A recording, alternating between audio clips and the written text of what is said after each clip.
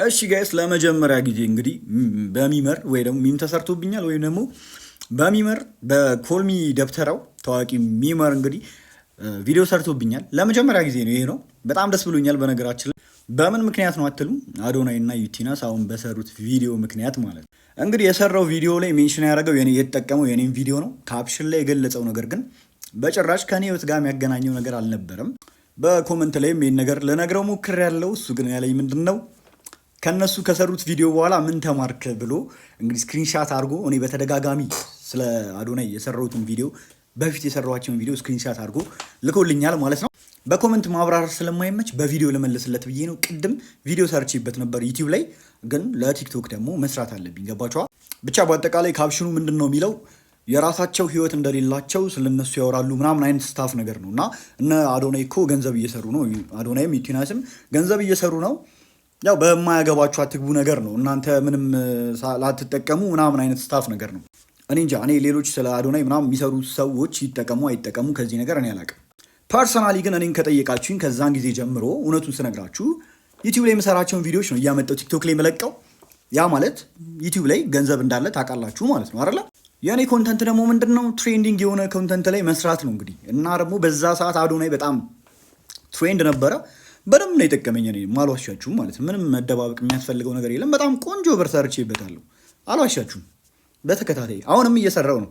የአዶናይን ስምም ሌሎች በጣም ሀገራችን ውስጥ መነጋገሪያ የሆነ ኢሹ ሲኖር በደንብ ገንዘብ ይሰራበታል እንደ ሌሎቹ ዩቲዩበሮች ማለት ነው። በቃ አለቀ። እኔ ጋር ያው ሞር የአዶናይ ፋኖች ይበዛሉ።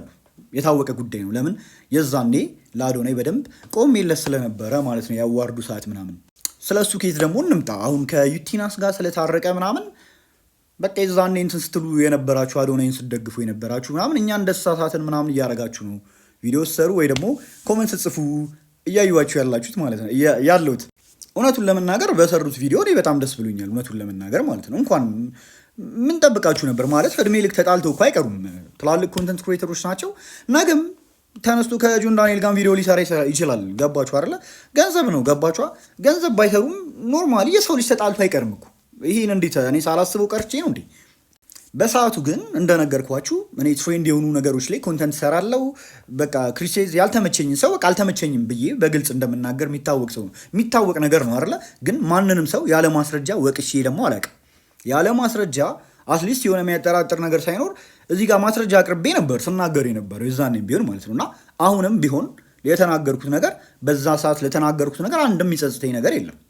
እንደው የረሳችሁት ከሆነ ለማስታወስ ያክል በሰዓቱ አብዛኛው ሰው ምንም የሚታወቅ ነገር ከሆነ ለተጎዳ ሰው ነው። በቃ በዛ ሰዓት አዶናይ በጣም በቃ እንትን ተጎድቶ ነበር በሰዓቱ ማለት ነው። እውነቱን ለመናገር ማለት የአንዱላ ኢንፍሉዌንስ ፈጥሮ አይገባውም ማለት እንዴት በቃ ማሸነፍ ነበረበት የሚለው እንትን ጭንቅላቴ ውስጥ ነበርና እሱን ነገር ነው ሰዎች እየወጡ ቪዲዮ ይሰራሉ። ትላልቅ ቲክቶከሮች እየወጡ ቪዲዮ ይሰራሉ እሱ አይገባውም እያሉ ማለት ነው። እና ያንን እኔ ህሊኔ የራሴ አዞኝ ነው እንጂ እሱ ብሎኝ አይደለም ቪዲዮ ሰራ የነበረው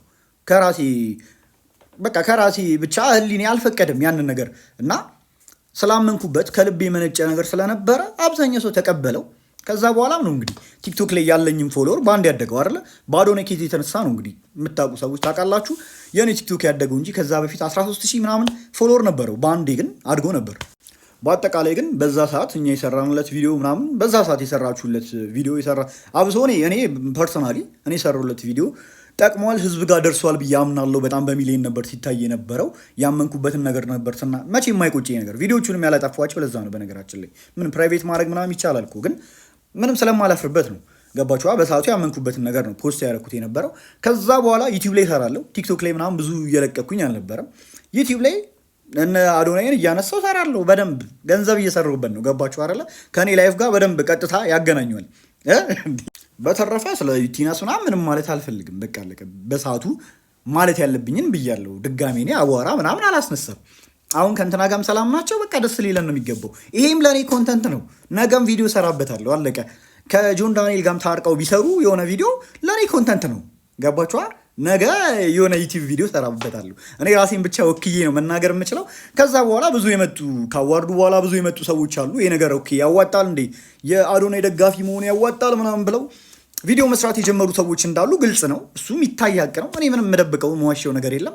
በቃ ይሄን ያለው ነገር ተመልሶላል ብዬ አስባለሁ እና ምንም የምረዳው ነገር የለም። ከእነሱ ከሰሩት ቪዲዮ መልሰው እንደሚታረቁ ግልጽ እኮ ነው። ይታረቃሉ። ምንም ያን ያህል የከረረ ጸብም አይደለም የነበራቸው እውነቱን ለመናገር